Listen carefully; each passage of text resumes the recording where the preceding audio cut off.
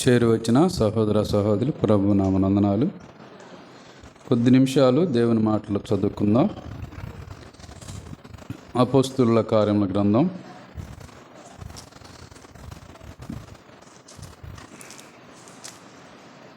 15వ అధ్యాయము 22వ వచనం చదువుతున్నాను. 15వ అధ్యాయం 22వ వచనం.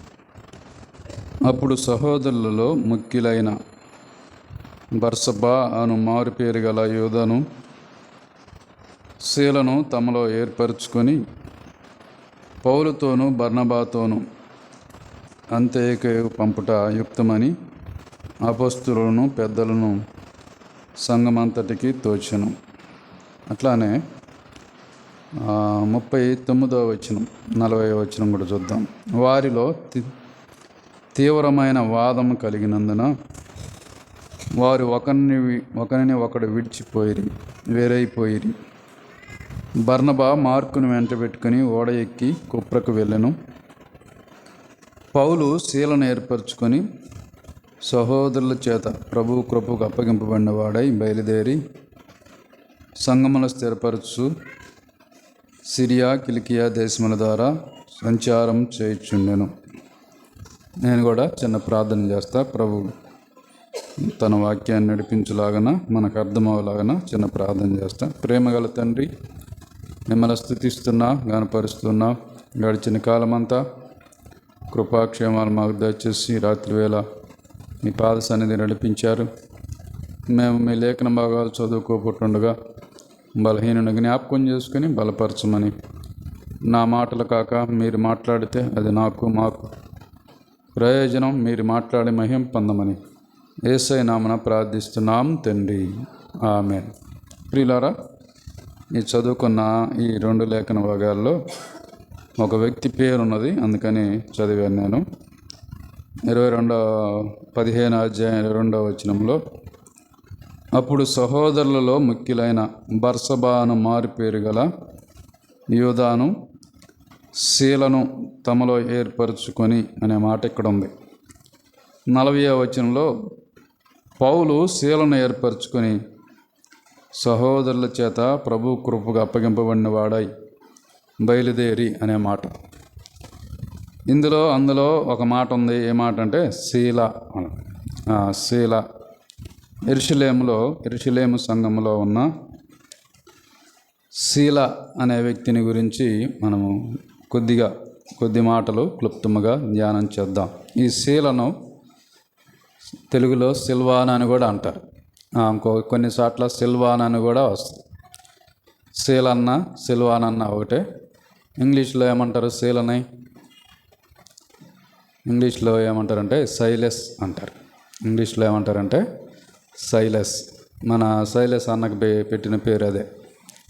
శీలనే ఇంగ్లీష్లో సైలెస్ అంటారు. కాబట్టి మరి ఈ యెరూషలేము సంఘములో ఉన్న శీల గురించి మనము కొద్ది మాటలు చదువుకుందాం. దైవజనుడైన సైలస్ పాక్స్ గారు ఆయన కెనడా దేశం నుంచి భారతదేశానికి వచ్చి ఇక్కడ బ్రదరన్ సంఘం ఏర్పడటానికి ప్రముఖ పాత్ర వహించాడు సైలస్ పాక్స్ గారు. కాబట్టి ఆ దైవజనుడు కూడా ఎంతో సేవ చేశాడు. భారతదేశం అంతా తిరిగి ఆయన అనేక సంఘాలను బలపరుచుకుంటూ వెళ్ళినట్లుగా మనం చూస్తాం. ఈ యెరూషలేము సంఘంలో ఉన్న ఈ శీలను గురించి కొన్ని మాటలు మనం చదువుకుంటే, ఇక్కడ రాయబడిన మాట గమనించినట్టయితే ఈ శీలను గురించి ప్రస్తావన బైబిల్ గ్రంథంలో ఎక్కడంటే ఇక్కడే ఈ 15వ అధ్యాయం అపోస్తుల కార్యముల గ్రంథం 15వ అధ్యాయము 22వ వచనంలో మొట్టమొదట కనపడుతుంది. ఇక్కడ రాయబడిన మాట ఏంటంటే, అప్పుడు సహోదరులలో ముఖ్యులైన బర్సబా అను మారుపేరు గల యూదాను శీలను తమలో ఏర్పరచుకొని పౌలుతోనూ బర్నబాతోనూ అంతేకు పంపుట యుక్తమని అపోస్తలులకును పెద్దలకును సంఘమంతటికి తోచెను అనే మాట చూస్తున్నాం. ఇక్కడ రాయబడిన మాట ఏంటంటే సహోదరులలో ముఖ్యులు అన్నాడు. సహోదరులలో ముఖ్యులు ఎవరంటే యూదా, శీల. యూదా, శీల అని ఇక్కడ వీరి గురించి రాయబడింది. ఈ శీల గురించి మనం చెప్పుకున్నట్టయితే ఇతడు యెరూషలేము సంఘములో ముఖ్యుడైన వాడు. శీల యెరూషలేము సంఘంలో ముఖ్యుడు. ఎందుకు ముఖ్యుడు అయ్యాడని అంటే కొన్ని 4-5 పాయింట్లు ఉన్నాయి. ఎందుకు ముఖ్యుడు అయ్యాడంటే ఇతని గురించి చివరి మాటలు ఎక్కడ రాయబడ్డాయి అంటే 1 పేతురు రాసిన పత్రిక 5వ అధ్యాయం 12వ వచనంలో ఈ శీల గురించి, ఈ సైలస్ గురించి రాయబడ్డాయి. చూడండి, 1 పేతురు రాసిన పత్రిక 5వ అధ్యాయం 12వ వచనం. నేను చదువుతాను, వినపట్టలేదు. ఇక్కడ గమనించినట్టయితే, మిమ్మును హెచ్చరించుచు ఇదియే దేవుని సత్యమైన కృపని సాక్ష్యము చెప్పుచు సంక్షేమంగా వ్రాసి మీకు నమ్మకమైన సహోదరుడిని నేనెంచిన సిల్వాను చేత దీన్ని పంపుచున్నాను. నేను ఇందాక చెప్పా కదా, శీల అన్న సిల్వాన్ అన్న ఒకటే అని. కాబట్టి ఇతని గురించి ఏమని రాయబడిందంటే, మీకు నమ్మకమైన సహోదరుడని నేను ఎంచిన సిల్వాను చేత దీన్ని పంపుచున్నాను. యెరూషలేము సంఘములో ఈ శీల లేదా సిల్వాను ఎందుకు ముఖ్యుడంటే అతడు నమ్మకమైన వాడు. నమ్మకమైన వాడు. ఇది ఇక్కడే, ఇక సిల్వాను కానీ ఈ శీల పేరు కనపడేది ఇక్కడే. కాబట్టి అతని గురించి చివర చెప్పబడిన మాట ఏంటంటే నమ్మకమైన వాడు. నీ గురించి నా గురించి కూడా సంఘములో మన చివరి దశలో ఆ సహోదరి నమ్మకమైన సహోదరి అని చెప్పాలి. నా గురించి కూడా ఆ సహోదరుడు నమ్మకమైన వాడని చెప్పాలి. సహోదరులలో ముఖ్యుడైన యూదా, అలానే సిల్వాను లేదా శీల అన్నారు. ఎందుకు ముఖ్యుడయ్యాడంటే ఈ వ్యక్తి నమ్మకమైన వాడు. బాగా వాక్యం చెప్తాడని ముఖ్యమైన వాడు కాదు. బాగా పాటలు పాడతాడని ముఖ్యమైన వాడు కాదు. మంచి వరములు కలిగిన వాడని ముఖ్యమైన వాడు కాదు. నమ్మకత్వం అనేది చాలా ప్రాముఖ్యమైన సంగతి. కాబట్టి ప్రియులారా, ఈ శీల గురించి చివర్లో రాయబడిన మాట ఏంటంటే నమ్మకమైన సహోదరుడు, సహోదరులలో నమ్మకమైన వాడు. కాబట్టి ఇతడు ముఖ్యుడవడానికి మొదటి కారణం ఏంటంటే నమ్మకమైన వాడు. అది ఉండాలి. ఆ సహోదరి, ఆ సహోదరుడు నమ్మకమైన వాడు, అంతే. అది ఉండాలి మొట్టమొదట. రెండోది గమనించినట్టయితే ఈ శీలను, ఈ యోధాని అంత్యొక సంఘానికి పంపడానికి కారణం ఏంటంటే అంత్యొక సంఘంలో అబద్ధ బోధకులు వచ్చారు. కొందరు అబద్ధ బోధకులు వచ్చి అబద్ధాలు బోధిస్తూ ఉంటే అక్కడ సత్యం, సరైన బోధ వారికి తెలియజేయడానికి పంపబడ్డాడు. 15వ అధ్యాయం 1వ వచనం చూడండి. అపోస్తుల కార్యముల గ్రంథం 15వ అధ్యాయము 1వ వచనం గమనించినట్టయితే, కొందరు యూదయ నుండి వచ్చి మీరు మోషే నియమించిన ఆచారము చొప్పున సున్నతి పొందితేనే గాని రక్షణ పొందలేరని సహోదరులకు బోధించిరి. పౌలుకును బర్నబాకును వారితో విశేష వివాదమును తర్కమును కలిగినప్పుడు ఈ అంశం విషయమై పౌలు బర్నబాయు తమలో మరి కొందరు యెరూషలేమునకు అపొస్తలుల యొద్దకును పెద్దల యొద్దకు వెళ్ళవాలని సహోదరులు నిశ్చయించిరి అనే మాట చూస్తాం. ప్రియులారా, గమనించినట్టయితే కొందరు యెరూషలేము నుండి, యూదా నుండి అంత్యొక సంఘానికి వచ్చి ఏమని బోధిస్తున్నారంటే, ఒక వ్యక్తి రక్షణ పొందాలంటే యేసుప్రభునందు విశ్వాసం ఉంచడం మాత్రమే కాదు, సున్నతి అనే ఆచారం కూడా పాటించాలి అని తప్పుడు బోధ తీసుకొచ్చారు.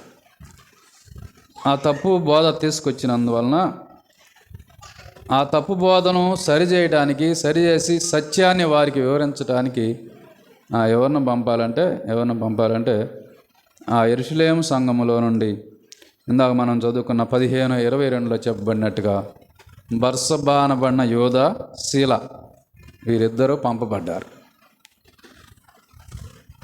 రెండవ కారణం నేను చెప్పేది ఏంటంటే, ఎందుకు ఇతడు ముఖ్యుడని ఎంచబడ్డాడంటే, ఎందుకని ముఖ్యుడని ఎంచబడ్డాడంటే సత్యాన్ని వివరించేవాడు, వాక్యాన్ని ఉన్నదున్నట్టుగా వివరించేవాడు,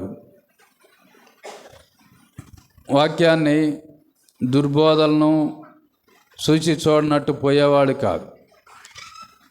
అంతేగా సంఘానికి వెళ్ళి వారికి సత్యాన్ని చక్కగా వివరించాడు, వాక్యాన్ని వివరించాడు. ఒకటి దుర్బోధ అని తెలియజేయాలంటే ముందు సద్బోధ ఏదో మనకు తెలిసి ఉండాలి. అవతల వ్యక్తి చెప్పేది అబద్ధమని మనకు తెలిసిందంటే మనకు ముందుగా సత్యం అనేది తెలిసి ఉంటుంది. కాబట్టి వాక్యము సత్యము ఈ శీలకు తెలుసు కాబట్టి ఆ సత్యబోధ తెలుసు కాబట్టి అంతేక సంఘానికి పంపబడ్డాడు. పోయి వారికి ఇది దుర్బోధ, ఇది సత్యం అని వారికి తేటగా వివరించాడు. అందువలన ఇతడు ముఖ్యుడయ్యాడు. కాబట్టి వాక్యాన్ని ఉన్నదున్నట్టుగా, సత్యాన్ని ఉన్నదున్నట్టుగా బోధించువాడు, సత్యాన్ని చెప్పేవాడు. అందువలనే ఇతడు ముఖ్యుడయ్యాడు అనే మాట మనం చూస్తాం. మొదటిదేమో నమ్మకమైన వాడు, రెండోదేమో సత్యబోధను వివరించువాడు. అందువలనే ఇతడు ముఖ్యుడైనట్టుగా మనం చూస్తాం. ప్రియులారా, గమనించినట్టయితే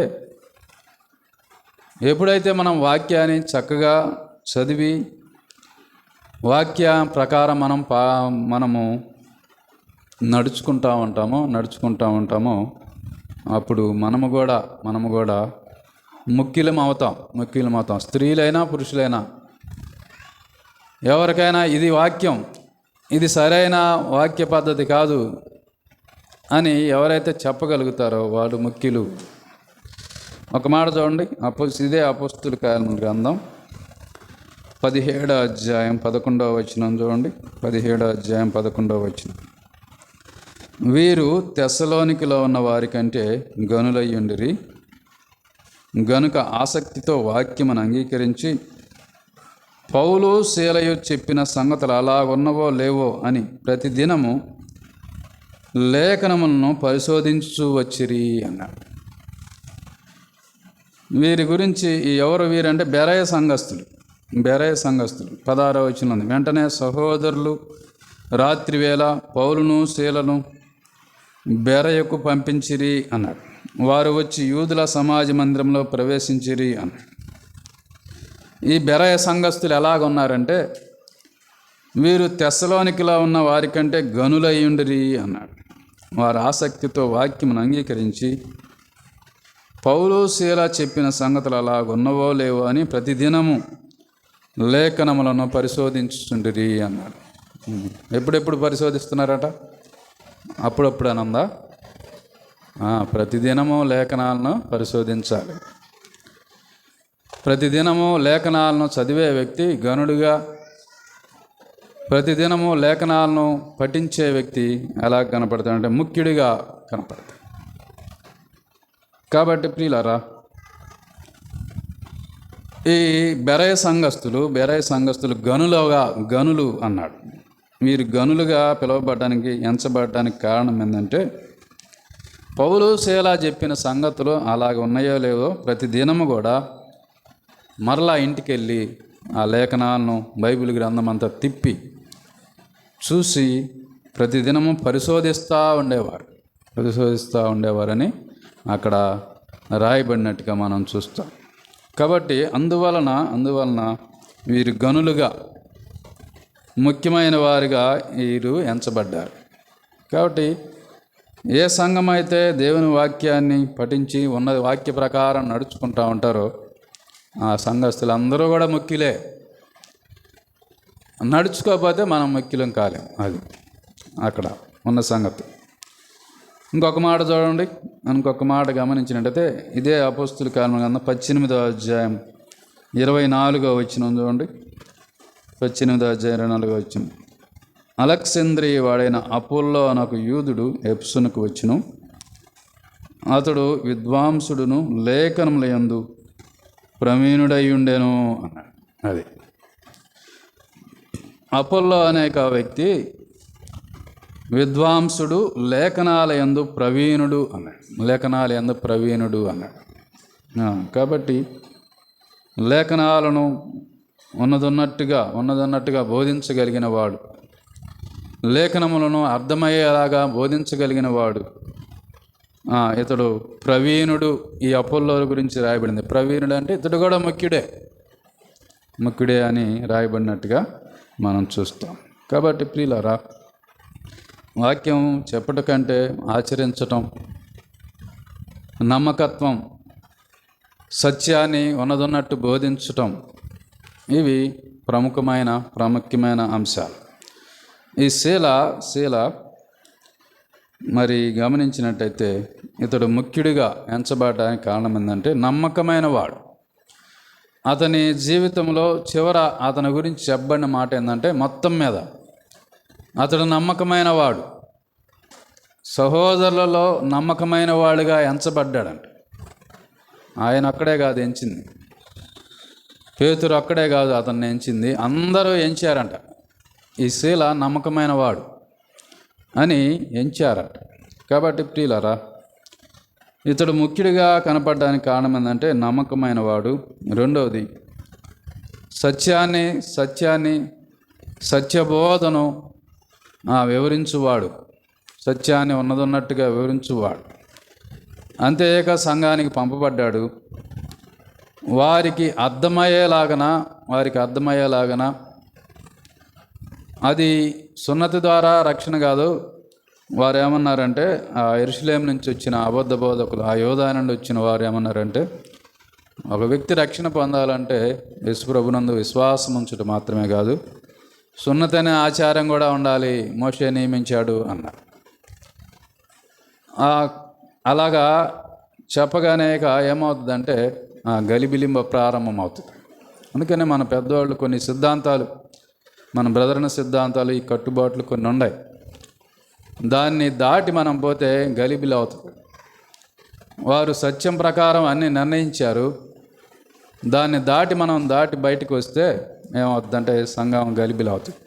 ఒకసాట ఉంది కదా, పులిసినది ముద్దలో కొంచెం పులిసిందంటే, పులిసిన పిండి ఉంటే ఏమవుతుంది, ముద్దంతా ఏమవుతుంది, పులిసిపోద్ది. అది ముద్దంతా పులిసిపోద్ది. ప్రసంగి గ్రంథంలో అనుకుంటా, బుక్కవా అనే తైలంలో చచ్చిన ఏగ ఒకటి పడితే ఏమైద్దంటే అదంతా ఏమైద్ది, వాసన, మంచి సువాసన కలిగిన అత్తరే, కానీ చచ్చిన ఏగ ఒకటి పడింది అనుకో, దాంట్లో ఆ సువాసన కలిగిన అత్తర అంతా ఏమవుతుందంటే చెడిపోద్ది.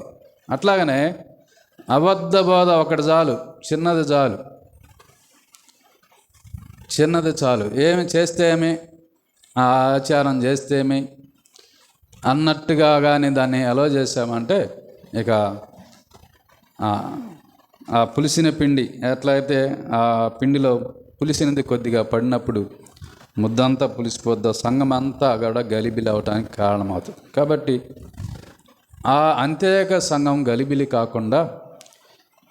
కాకుండా అక్కడికి వెళ్ళి వారికి సత్యాన్ని వివరించాడు, అందువలన ముఖ్యుడయ్యాడు.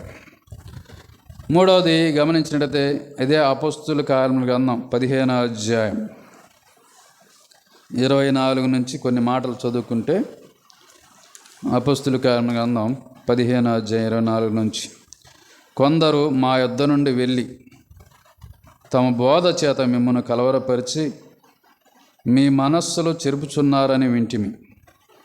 వారికి మేము అధికారం ఇచ్చి ఉండలేదు గనుక మనుషులను ఏర్పరిచి మన ప్రభు అయిన యేసుక్రీస్తు పేరు కొరకు తమను తాము అప్పగించుకున్న బర్నబా, పౌలు అను మన ప్రియులతో కూడా మీ యొద్దకు పంపుటకు యుక్తమని మాకందరికి అభిప్రాయం కలిగిన కాగా యోధాను శీలను పంపియున్నాం.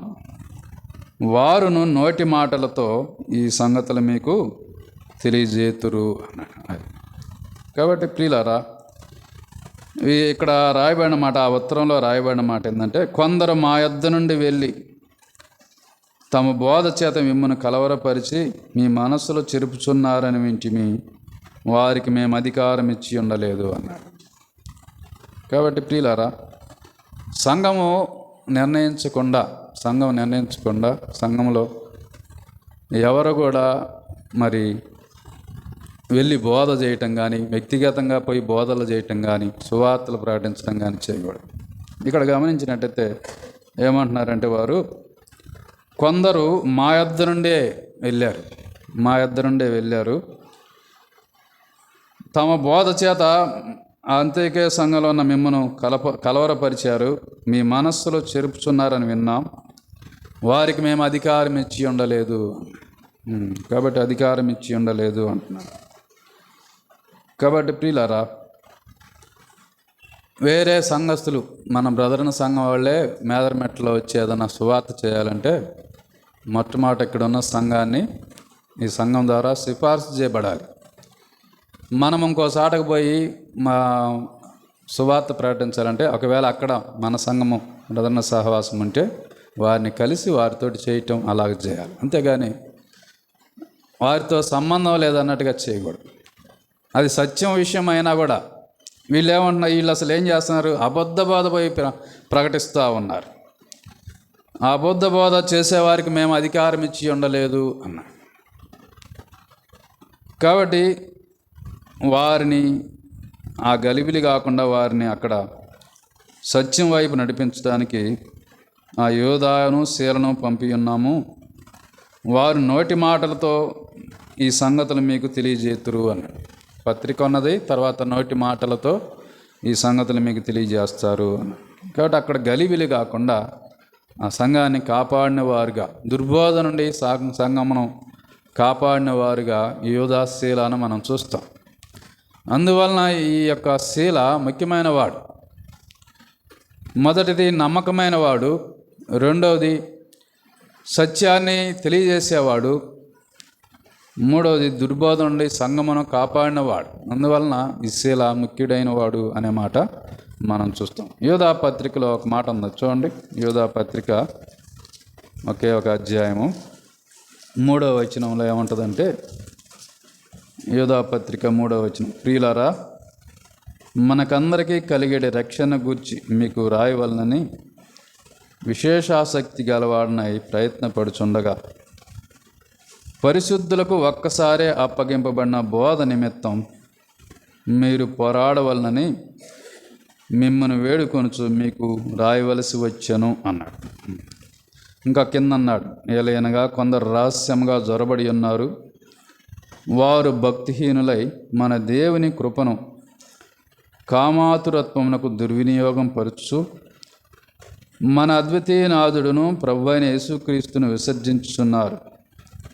ఈ తీర్పు పొందుటకు వారు పూర్వమందే సూచించబడిన వారు అన్నాడు.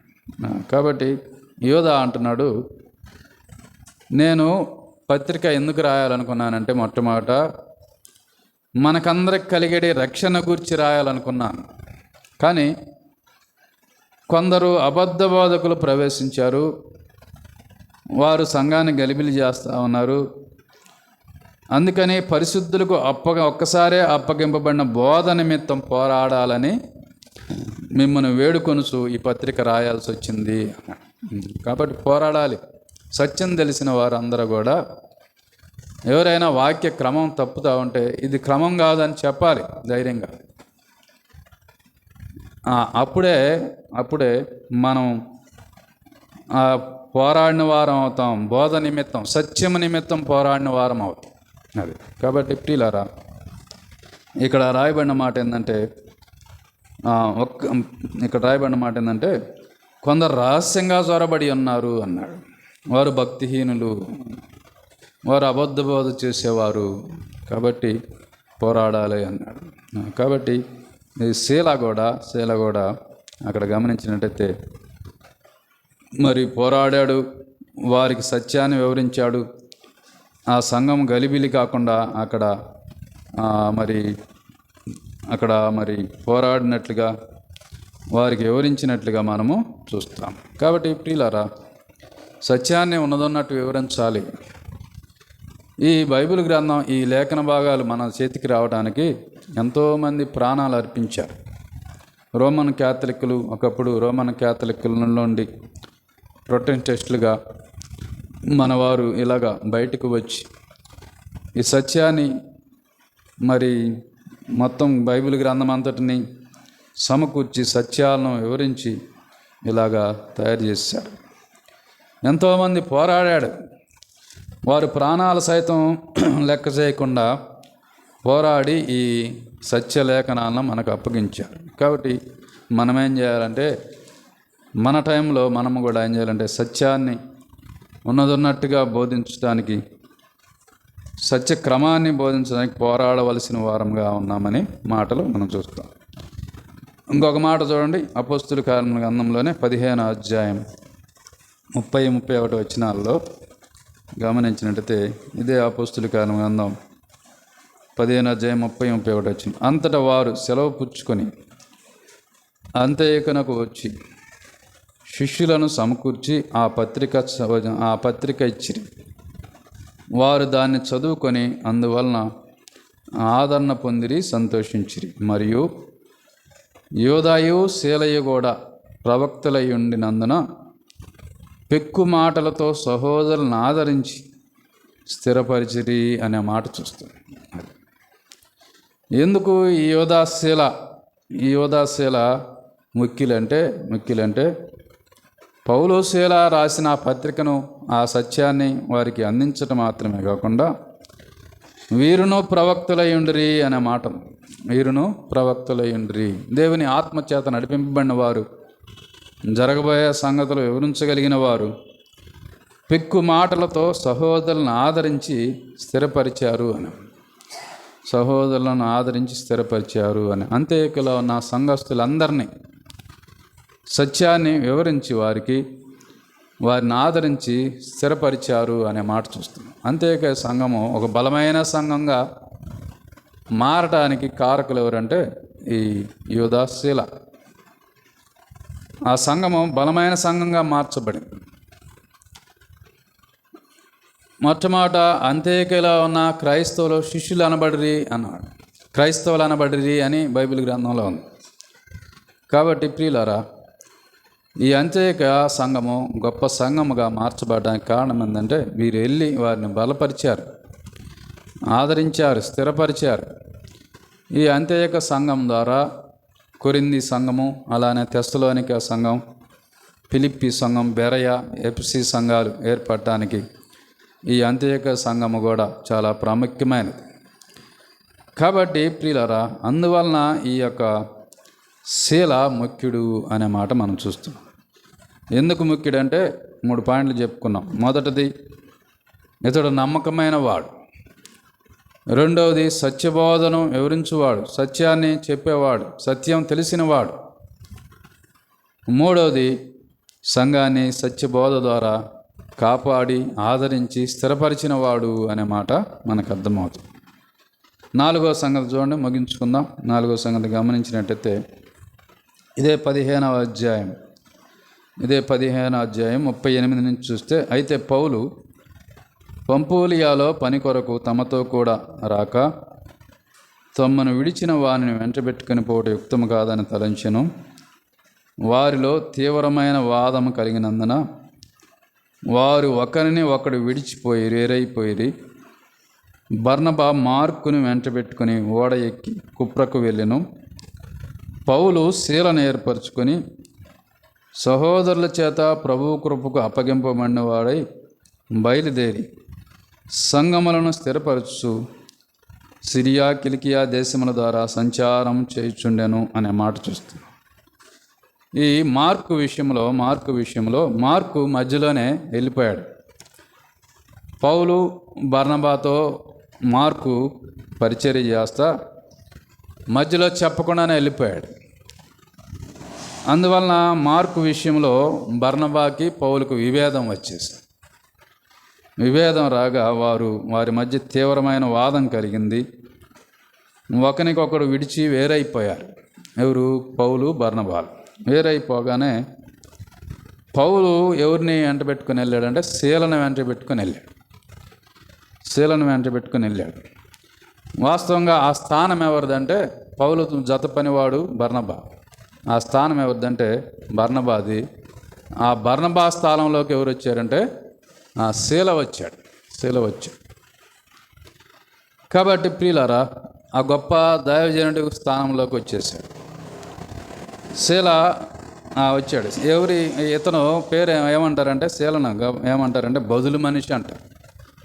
అక్కడ ఒక ఖాళీ ఏర్పడింది, ఒక వ్యక్తి వెళ్ళిపోయాడు. ఆ ఖాళీని వెంటనే భర్తీ చేసినవాడు. అది మాత్రమే కాదు, ఏ ఖాళీనైనా సపోజ్ సంఘంలో పలహారం పంచే వ్యక్తి లేకపోతే వెంటనే అందుకొని పలహారం పంచుతాడు. అటువంటి వాడు ఈ శీల. కాబట్టి ప్రియులారా, గమనించినట్టయితే బర్నబా స్థానంలోకి వచ్చేసినట్లుగా మనం చూడగలం. బర్నబా స్థానంలోకి మరి శీల వచ్చాడు. అందువలన ఇతడు ముఖ్యుడు అనే మాట చూస్తాం. కొంతమంది ఏమంటారంటే, అప్పుడు దాకా బర్నబా ఉన్నాడు కాబట్టి నన్ను పట్టించుకోలేదు, ఇప్పుడు బర్నబా వెళ్ళిపోయాడు కాబట్టి నన్ను పిలుస్తున్నావు, అంతకుముందు నన్ను తీసేసావు అని బలహీనలు అంటారు. కానీ శీల అనలా. తనకు అప్పగించిన పని ఏదో, ఏ పని అయినా కానీ అక్కడ ఒక స్థానం ఖాళీగా ఉంది, ఆ స్థానాన్ని భర్తీ చేయాలంతే. వెంటనే ఆ పని అందుకొని అనేక సంఘాలను దేవుని కృపకు అప్పగింపబడినవారై సంఘాలను స్థిరపరుచుకుంటూ, పౌలు శీల స్థిరపరుచుకుంటూ సిరియా కిలికియా దేశముల ద్వారా సంచారం చేసినట్లుగా మనం చూస్తాం. కాబట్టి ఈ శీలను బదులు మనిషి అంటారు. ఏ పని ఎక్కడ ఖాళీ అవుతుందో దాన్ని భర్తీ చేయగలిగిన వాడు శీల. కాబట్టి ప్రియులారా, శీల ముఖ్యుడు అవడానికి ఇది కూడా కారణం అనే మాట మనం చూస్తాం. ఏ స్థానంలోకైనా పోయి పరిచర్య చేయగలిగిన వాడు. మొట్టమొదటిది ఇతడు నమ్మకమైన వాడు. రెండవది సత్యాన్ని తెలిసినవాడు, సత్యాన్ని బోధించగలిగిన వాడు. మూడవది సంఘాలను దుర్బోధ నుండి కాపాడి ఆదరించి స్థిరపరిచిన వాడు. నాలుగవది గమనించితే ఒక ఖాళీని భర్తీ చేయగలిగిన వాడు అనే మాట మనకు అర్థమవుతుంది. మన ప్రభు అయిన యేసుక్రీస్తు వారి గురించి కూడా ఒక మాట చెప్పుకుంటే, యోహాను సువార్త 13వ అధ్యాయంలో గమనించినట్టయితే ఒక మాట చూద్దాం. చూడండి, 13వ అధ్యాయం 4వ వచనం చూసినట్టయితే, భోజన పంక్తిలో నుండి లేచి తన పై వస్త్రం అవతల పెట్టి ఒక తువ్వాలు తీసుకొని నడుముకు కట్టుకొనెను. అంతట పల్లెములో నీళ్లు పోసి శిష్యుల పాదముల కడుగుటకు తాను కట్టుకొనిన్న తువ్వాలతో తుడుచుటకు మొదలు పెట్టాను అనే మాట చూస్తాం. ప్రియులారా, గమనించినట్టయితే యేసు ప్రభువారు శిష్యులు కూడా పస్కా పండుగ ఆచరించాలని, పస్కాను భుజించాలని ఒక మేడగదిలో వచ్చారు. అక్కడ గమనించినట్టయితే వారు పాదాలు కడుక్కోవాలి. అందరు పాదాలు కడుక్కోవాలంటే పళ్ళెం ఉంది, నీళ్ళు ఉన్నాయి, తువ్వాలు ఉన్నాయి, అన్నీ ఉన్నాయి, కానీ కడిగేవారు లేరు. 12 మంది కూడా కడిగే సిద్ధమైన మనస్సు ఎవరికి లేదు. సర్వాధికారం కలిగిన దేవుడు అయి ఉండి, నిరంతరం స్తోత్రార్హుడు అయి ఉండి, సృష్టికర్త అయి ఉండి, ఆయన వంగి వాళ్ళ పాదాలు కడిగి దాసుని స్థానం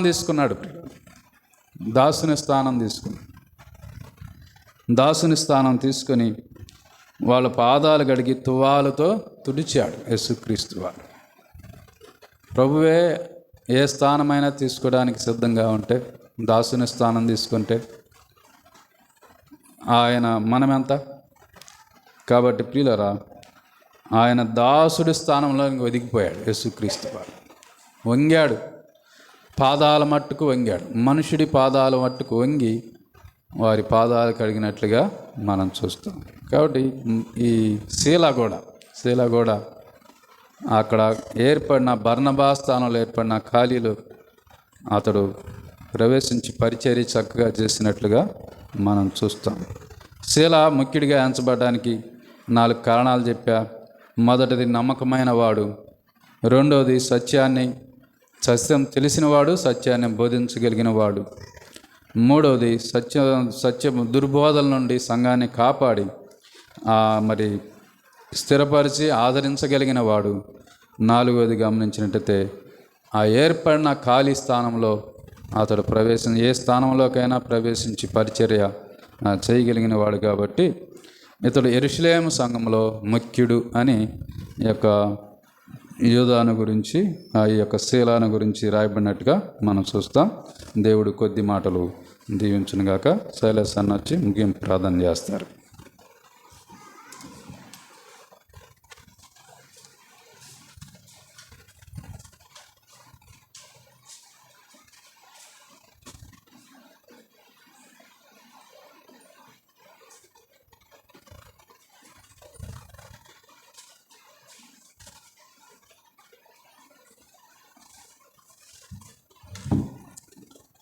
మంచిది, శ్రేష్టమైన మాటలు మనం విన్నాం.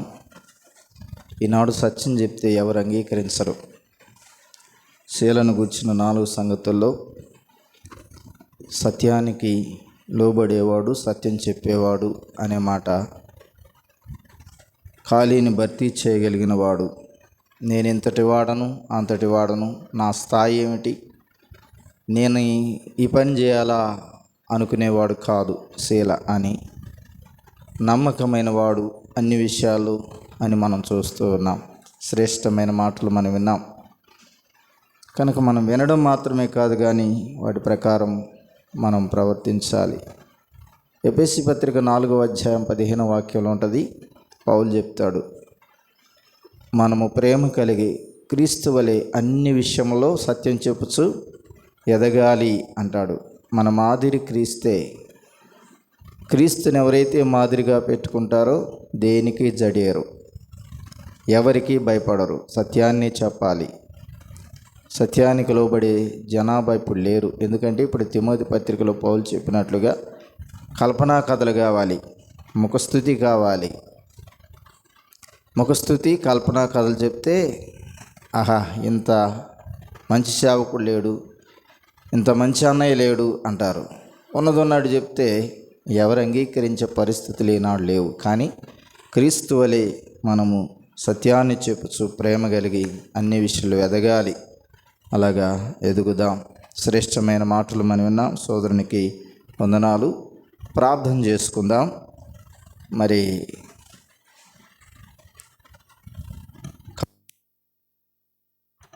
కావూరు మరీదాస్కి కావూరు మహేష్కి కొంత కిడ్నీలో స్టోను ఉంది, హాస్పిటల్కి వెళ్ళారు. అందరూ ప్రార్థన చేయవలసిందిగా ప్రేమతో మీకు తెలియపరుస్తున్నాం. ప్రార్థన చేసుకుందాం. తలలు వంచండి. ప్రేమ కలిగిన తండ్రి, ఈ రాత్రి వేళ మీరు మాతో మాట్లాడినందుకు స్తోత్రం చెల్లిస్తున్నాం. నాతోనే నీవు మాట్లాడినట్లుగా మా ప్రభువా, నేను సత్యానికి లోబడి శీలవలే నమ్మకమైన వాడుగా ఏ పనిలోనైనా ఖాళీని భర్తీ చేయగలిగేటట్లుగా దాసుడిగా మా ప్రభువా మీ సన్నిధిలో కొనసాగుట కృప చూపించండి, బలపరచండి. చేరువచ్చిన మా ప్రియ సహోదరి సహోదరులను దీవించండి. మహేష్ కొరకు ప్రార్థిస్తున్నాం. కావలసిన ఆరోగ్యం మీ కృపలో అనుగ్రహించి కాపాడమని. దేవా, మేము ఏ పరిస్థితులు ఎలాగున్నా, ఎలాంటి వ్యతిరేకమైన పరిస్థితులు మా మీదకు వచ్చినా సత్యాన్ని ప్రేమించి, అనగా నేను ప్రేమించి మా ప్రభువా అన్ని విషయాల్లో మేము ఎదగడానికి, మీకు లోబడ్డానికి కృప చూపించండి. ఆచారాలకు, అలవాట్లకు, లోక సంబంధమైన మూలపాఠములకు మేము లొంగిపోకుండా మీ వైపు చూసి కొనసాగుట కృప చూపించమని వాక్యం అందించిన సోదరుని కుటుంబాన్ని ఇంకను దీవించి బలపరచమని మీ సహాయం కోరుకుంటూ చేరువచ్చిన అందరినీ దీవించమని యేసు ప్రభు అతి శ్రేష్టమైన నామమునే ప్రార్థించి వేడుకొనుచున్నాం తండ్రి. ఆమెన్. ఆమెన్. అందరికీ వందనాలు. కూడిక ముగించబడింది. సెలవు తీసుకుందాం.